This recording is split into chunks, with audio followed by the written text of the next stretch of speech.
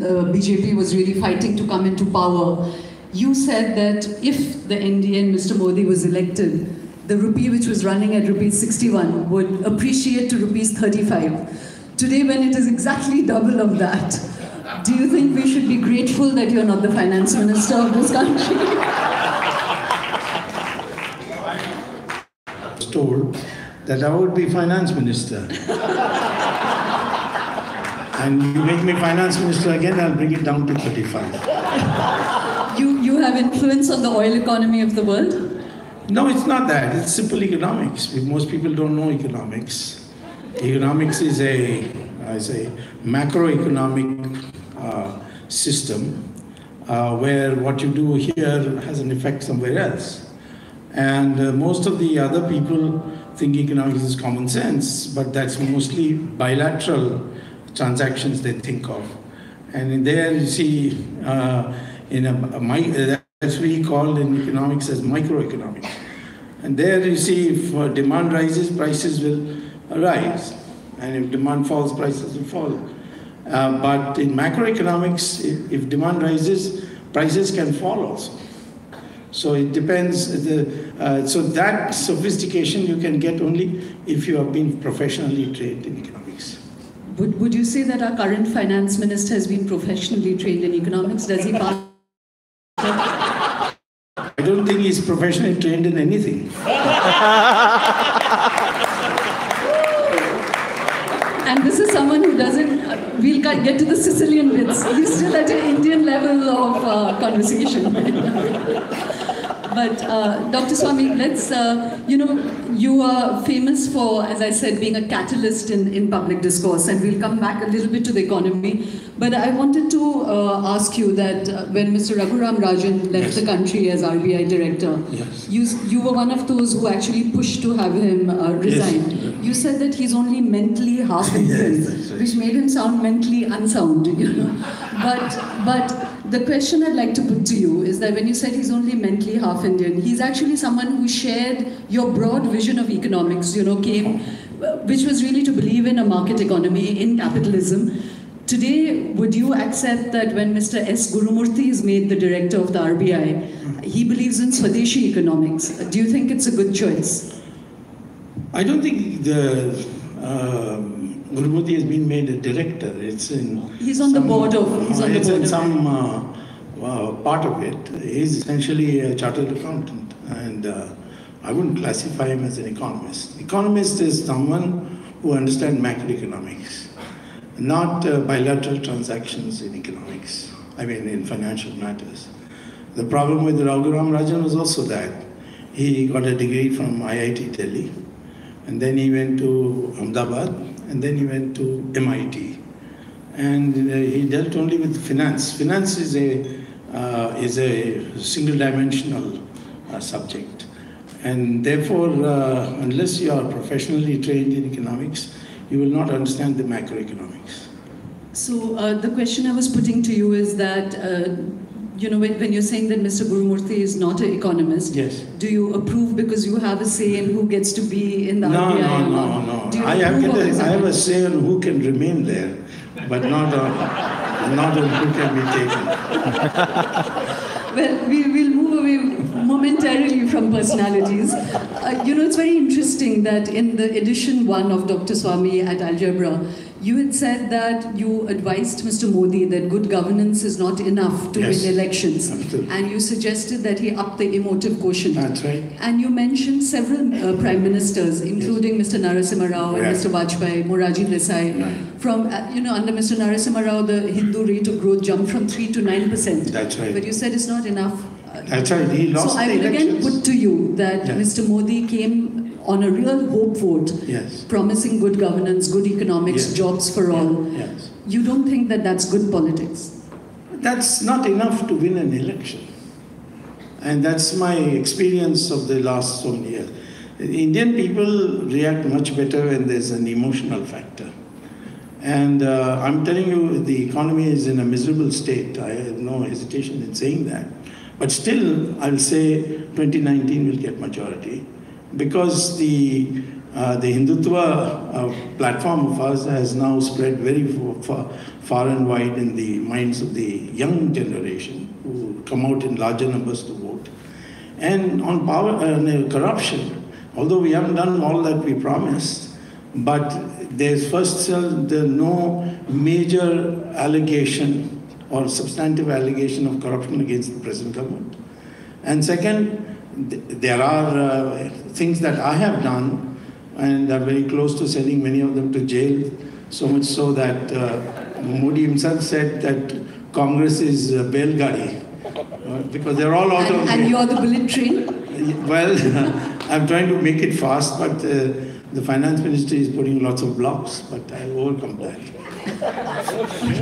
You know, you mentioned about Hindutva having spread into society, and I'm going to come back to that because it's a very, very important issue. And with with the recent RSS glasnost, as it's been called, we will come to that conversation. But before that, I just wanted, about speaking about Mr. S. Gurumurthy. Yes. The Sabrimala judgment just came out. Yes. And you have been pro the Supreme Court making this a gender justice 100%. issue. But S. Gurumurthy had tweeted that perhaps the Kerala floods happened because Ayyappan was angry. Do you feel comfortable keeping company with people who believe these things? And has the economy tanked because the Ram Mandir has not been built?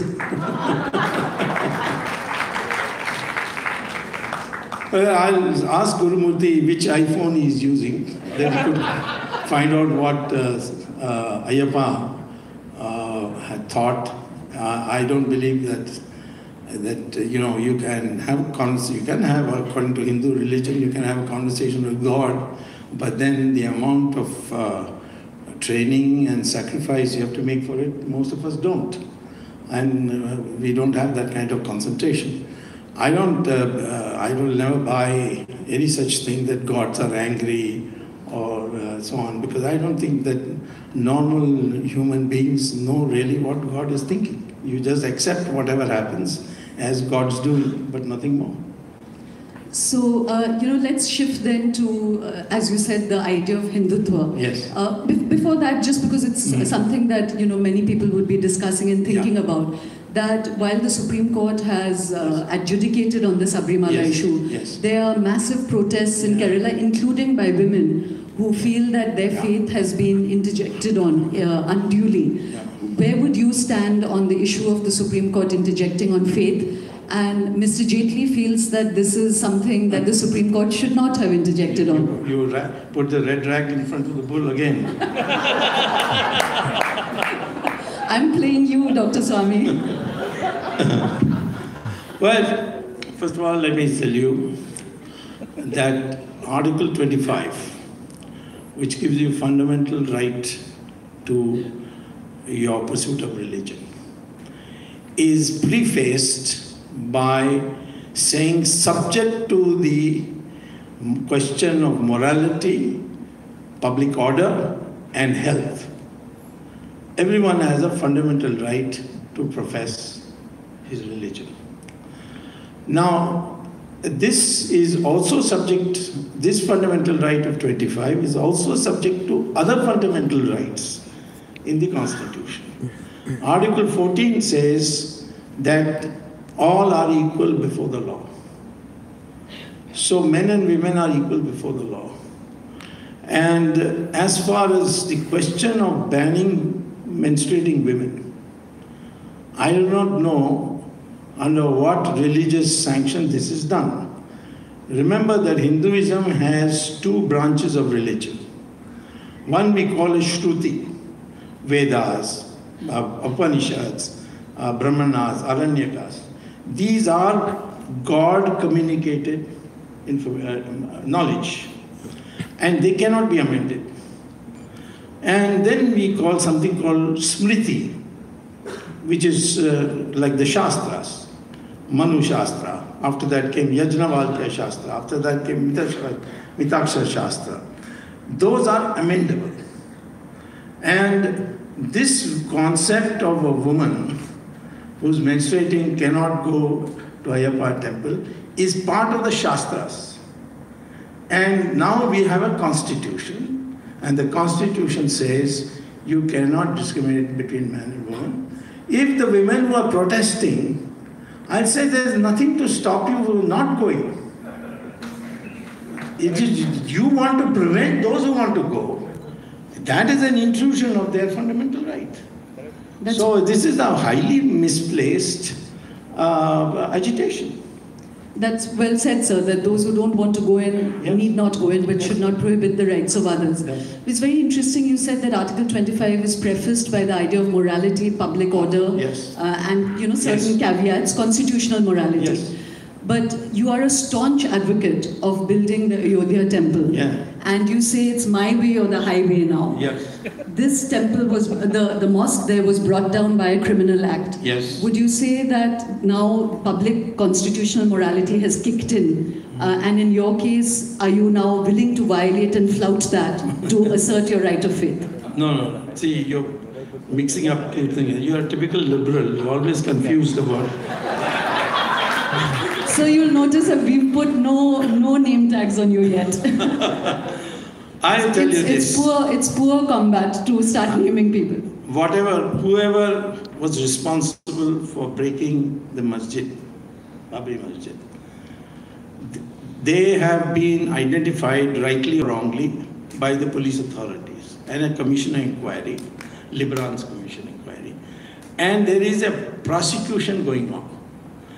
During the period of the NDA, this prosecution declared them innocent because they didn't have any proof. During the 10 years of the UPA, they never appealed against that order. And then Narendra Modi, his government appealed against that order and reinstated that case. And that case today is going on, where Advani and Uma Bharti and... Did Mr. Modi reinstate that case because he also has a Sicilian streak of revenge? Well, I don't know, but the fact is that the Advani, Uma Bharti and Murli Manoj Joshi, rightly or wrongly, were accused in the earlier one. So he just revived that case. Now, so as far as those who broke or allegedly broke the Babri Masjid, they are being prosecuted. Now question comes, what is my right over the Muslim for building a round temple? So there, I've just won a recent victory, which I'll tell you why it's so important and why I'm now sure that you either have to go to the highway or you have to come my way. And that is this, that under Article 25, I have a fundamental right to pray at a spot which I considered as sacred. And the criminal law says sacred is what a large number of people believe it to be true. And that's the world over. Christ was born in Bethlehem. How do we know that? You go back and you find that the emperor, the king Constantine of Italy, his mother had a dream that Christ was born in a particular place in Bethlehem, and the Christian community has accepted that. Al-Aqsa is claimed by the Muslims, even though it is built on a Solomon, in a Jewish temple. On what grounds? That some mullahs dreamt that Muhammad went on a horse up to heaven from Al-Aqsa. So Al-Aqsa has become sacred for them. Now, as far as the Babri Masjid is concerned, it was built on the basis of demolishing a temple and a superstructure put on it. At the very least, it has been established by the Archaeological Survey of India on a direction of the Supreme Court that there exists even today a large Vaishnav temple in ruins, and the masjid is built on it. So, now just to make it as brief as possible, Narasimha Rao's government was asked by the Supreme Court in 1994, what is your solution to this problem?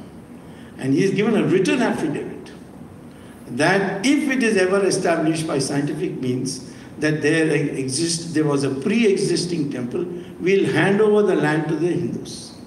Okay, so now I am saying I have a fundamental right to pray there.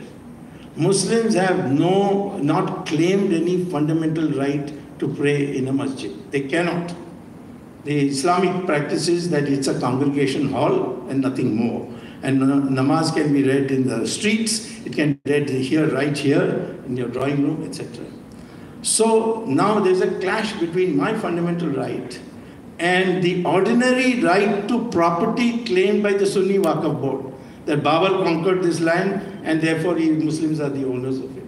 And therefore my fundamental right will prevail. And that's why I'm confident now today, because some clever lawyers tried to strike down that order of the Supreme Court which said that masjids are not, mosques are not an essential part of Islamic religion. They can be demolished. And that failed. So now the door is open for me. But Dr. Swamy, it's very interesting. You're right that the Supreme Court has ruled that masjids are not essential part of Muslim prayer. They can pray anywhere. But the original suit over the Ram Mandir was really a battle over property between three, Ram Lalla, you know, the Ram Nyas movement and the Sunni Waqf board. It was a battle over property. You insinuated yourself into that with the right to faith. It's very interesting because you are somebody who is publicly, including on the Algebra platform, said that you don't necessarily go to temples as an act of faith. You know, so this really boils back to a desire for cultural dominance. You're not even a believer. You want to create this as an act of cultural dominance, sir.